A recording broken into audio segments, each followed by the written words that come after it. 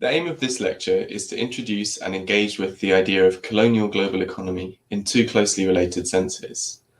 Firstly, this term reminds us that to understand the inequalities and extractive processes that shape the contemporary global economy, we need to bear in mind that there was never a clean break or rupture between the pre-colonial period and the putatively post-colonial present. The global economy can be understood as a colonial global economy shaped not only by the legacies of our colonial past, but by colonially instituted arrangements, relationships, and imaginaries which persist in the present. Secondly, we need to ask what it is that allows the contemporary global economy to be studied in a way that either overlooks or silences the significant body of scholarship which shows that industrial capitalism in Europe, and the UK in particular, would have been unaffordable without slavery, or that transfers of wealth from the colonies to colonial powers continue to shape contemporary inequalities. As Subrata Bobby Banerjee puts it, apart from extraction of resources from conquered territories, colonialism also involved complex relationships between the colonizer and colonized, including a reconfiguration of the latter's economies. And these complex relationships endure today. The idea that we are enmeshed in a colonial global economy should be at the forefront of our minds when confronting the hostile treatment of adults and children with no recourse to public funds, who have migrated to the UK from former British colonies, where livelihood opportunities are shaped by past and present colonial entanglements. Likewise, as Vincent Germond and Ndongo Sambasila show, when migrant remittances are encouraged as a way to compensate for a lack of opportunity in former French colonies in West Africa, still subject to colonial monetary arrangements, but those same migrants are denigrated and treated with hostility in France, the colonial global economy is at play. And these colonial entanglements can come into view more clearly when we examine particular mechanisms for extraction of resources from colonies and their transfer to colonial powers. One example that has received a great deal of media coverage in recent years comes from Utsa Patnaik's revitalization of work on the drain of wealth from India under British rule. Through what was in effect an elaborate accounting trick or fiscal sleight of hand, Indian exports were effectively bought with Indian producers' own tax contributions that had been siphoned off to London. Those who would purchase goods from India had to deposit currency or gold in London in exchange for these diverted rupees, and so increased exports did not result in increased earnings for India. For a less widely discussed example, we can turn to the Fijian economist Wadan Nasi. Nasi has detailed the efforts to which the British Treasury went to deliberately mislead colonies about the degree to which their currency reserves were being used to bolster British public finances in the decade following World War II. Colonies were obliged to hold their large currency reserves in London. The agents managing these reserves were pressured to invest them in UK government securities rather than in colonial development. Meanwhile, colonies were obliged to adopt austere economic policies or finance their development through taxes which were levied along racialized lines. White settlers frequently paid little to no tax on their land and income. It's difficult to deny that the forced investment of these reserves in British government and municipal securities contributed to the establishment of the British welfare state and also the structural underdevelopment of Britain's colonies. As a result of this arrangement, upon Ghana's independence, figures on the quantity of Ghana's reserves were not available to the finance minister. Upon travelling to London, independence leader Kwame Nkrumah found Ghanaian reserves both diminished due to unsound investment and tied up in long-term UK government securities with maturation dates well into the 1970s. Even the formal end of colonisation did not bring an end to this mechanism, whereby colonial public finances were diverted to bolster British public finances in a period frequently celebrated as the high point of welfare state provision. So we're now going to look at the persistence of colonial institutions and operations in the global economy in a little more detail, focusing specifically on international investment law and the criticisms it has received from post-colonial and third world international lawyers.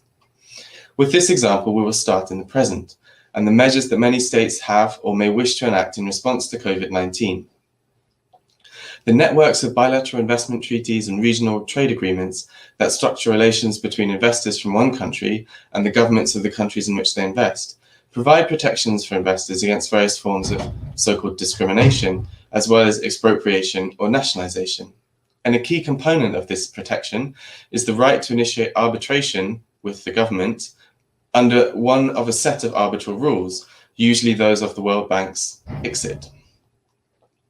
As Muthukumaraswamy Saunaraja and Jomo Kwame Sundaram have both noted recently, with unprecedented government intervention in economies around the world, providing contracts to produce ventilators or PPE to some companies and not others, or commandeering healthcare facilities, the websites of various law firms have been quick to offer services in anticipation of arbitration claims. In many cases, government responses to COVID-19 may have violated the protections that investment treaties give to foreign investors. Some newer treaties make sustainable development their goal, but, as Saunaraja shows, older treaties do not allow for regulatory space in response to crises like COVID-19. Further, the ingrained tendency of arbitrators, whose rulings cannot usually be subject to appeal, is often to find against the state and make an award to companies or investors who have lost out on expected earnings as a result of government intervention in response to a crisis. So why treat international investment law, these treaty networks, and the practice of arbitration as a matter of colonial global economy? Well, the rules that maintain international investment law were, as Saunaraja notes, fashioned during the age of formal empire, and private interests predominantly situated in the global north continue to assert their dominance through the system of rules. As a consequence, the policy space available to former colonies is often challenged, and these challenges can have consequences for attempts to address contemporary inequalities and historical racial injustice. Hence, the South African Department of Trade and Industry's decision to review and cancel 23 of its investment treaties in 2012, replacing them with a domestically crafted legislation in response to a fear that public interest regulation, including, for example, Black economic empowerment agendas designed to redress the inequalities resulting from apartheid, might be seen as violating treaty requirements. Treaties frequently require the fair and equitable treatment of foreign investors who cannot be treated differently to citizens of the country in which they're investing. More recently, a consortium of miners operating in the Democratic Republic of Congo threatened arbitration after a new mining code introduced in 2018 increased tax and royalty rates on strategic minerals like cobalt. And it's of course worth noting that this is merely a mirror image of the designation by the EU and many others of cobalt as a critical mineral, where the supply chain security for cobalt is essential to electric vehicle manufacture and so to decarbonizing transport infrastructure and meeting the Paris climate targets. But why should the exercise of sovereignty by formerly colonized resource exporting countries be registered merely as supply chain risk, and also as a threat to European energy futures? And why might this justify investors taking or threatening legal action against the governments of those countries? Well, as some of those economic historians who also act as cheerleaders for British Empire have pointed out, during the period of formal empire, the only uncertainty that investors in the colonies had to face was the expected duration of British rule. From the 1960s and gaining pace in the 1970s, anxieties about post-independence expressions of sovereignty that might impact on resource extraction and profit repatriation resulted in risk analysts and international lawyers doubling down on what Anthony Anguille has identified as a long-standing commitment to the idea that non-European or post-colonial sovereignty is and always will be contingent on the foreigner's right to trade. We saw in the previous section that even in measures of how critical raw materials are to the energy transition, we can find traces of the colonial global economy at the level of mechanisms governing the extraction of resources and wealth, as well as in terms of the imaginaries which justify the legal regimes bolstering such forms of extraction. But there are numerous other domains in which an implicit acknowledgement of colonial durability goes along with a denial of the need to address and redress colonial extraction in the contemporary global economy. Perhaps the most widely discussed of the economic indices that covers the global south, the World Bank's Doing Business rankings not only provide a yardstick against which developing countries are supposed to measure their policy success in terms of facilitating the ease of doing business, but these rankings also feed into countless other indices and measures of the global economy, which circulate among policymakers, business analysts, and the financial media.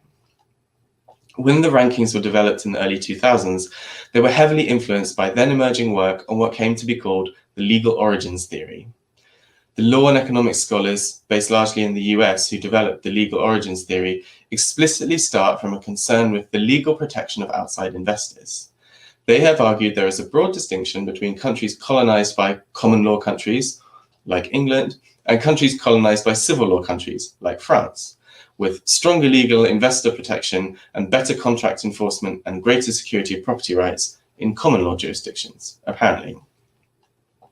Now, it is no wonder that critical scholars and campaigners frequently call for the wrapping up of the Doing Business report, given that a country ranks better when its social security contributions are low, that is, when employees have lesser social protection benefits for their families and retire with low pensions. But underlying the Doing Business rankings, there's also a curious, if not unfamiliar, double movement, whereby the colonial past is invoked to explain the spread of certain legal institutions, while continuations of colonial patterns of extraction and exploitation are rendered invisible. The overarching concern with contract protection and the protection of outside investors that the Doing Business rankings measure partakes in the same anxieties that emerged when the certainty of empire came to an end. The same anxieties which investors seek to allay through a system of international investment law that, as both Anthony Anghie and Muthuramaswamy Sonaraja put it, poses a distinction between civilized sovereign states of the global north and uncivilized former colonies, whose sovereignty is conditional on the economic interests of primarily northern corporations. So, staying with these concerns about contract protection for a moment, it's worth returning to the impact of COVID-19 in the colonial global economy. And despite the anxiety about contract protection for outside investors in countries of the global south that saturates indices like the Doing Business rankings, when the COVID-19 crisis hit,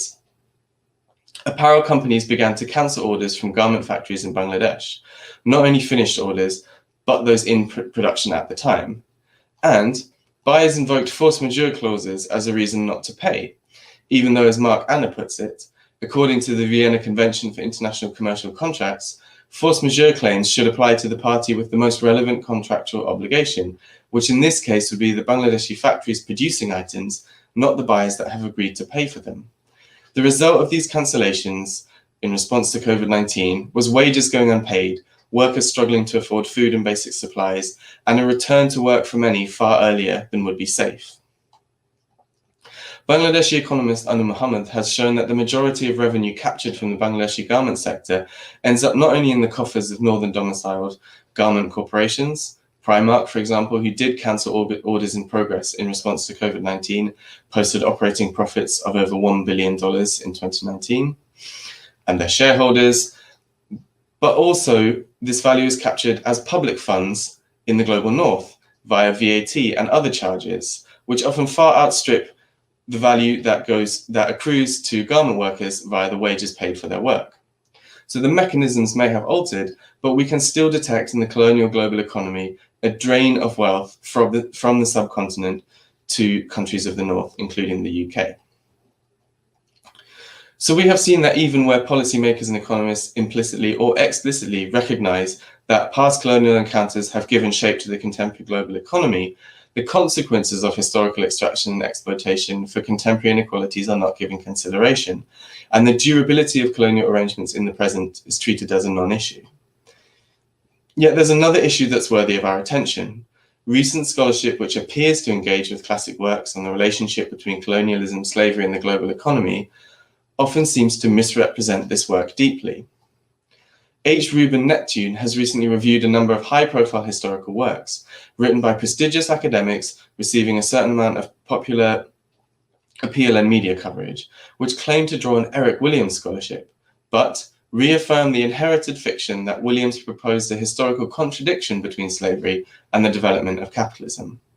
Eric Williams, the first Prime Minister of Trinidad and Tobago and a one-time student of C.L.R. James, wrote Capitalism in Slavery in 1944, in which he argued that the massive capital accumulated in the West Indies through the slave trade and plantation system enabled industrial expansion in England, and that slavery came to an end not for any humanistic reasons, but because it became increasingly possible to amass capital internally within industrialized Britain. Slavery ended or persisted when and where it made economic sense to do so. The assumption that capitalist development entails a form of progress opposed to slavery, or that participation in labor markets provides capitalist freedoms entirely opposed to slavery, as the development economist Amartya Sen would have it, is entirely at odds to Williams' thesis, as Neptune shows. Williams was clear that slavery was part of capitalism, part of modernity, and that there is no narrative of history which can situate modern capitalist progress on this side of a historical rupture that consigns slavery to a different era.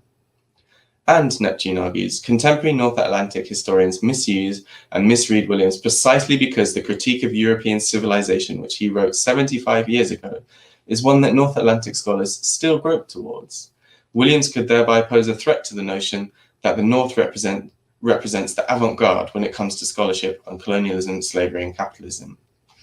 And this kind of threat is posed more widely by a willingness to apprehend the global economy as the colonial global economy. And yet by doing so, we can start to pick away at the notion that measures of raw material criticality simply measure supply chain risk posed to decarbonizing economies in the global north. Instead, we can see that these measures rest on and naturalize the assumption that public interest regulation and developmental efforts made by resource exporting or exploited states are aberrations that ought to be subject to arbitration claims. We can also ask why measures used by policymakers and investors, like the Doing Business rankings, reward contract protection for outside investors, but workers in the global south are still exposed to the cancellation of contracts and wages in the midst of a pandemic. We live in a world where inequalities are structured by past patterns of colonial extraction and racialized exploitation, and where the imaginaries and institutions which undergirded that extraction endure, albeit in modified forms.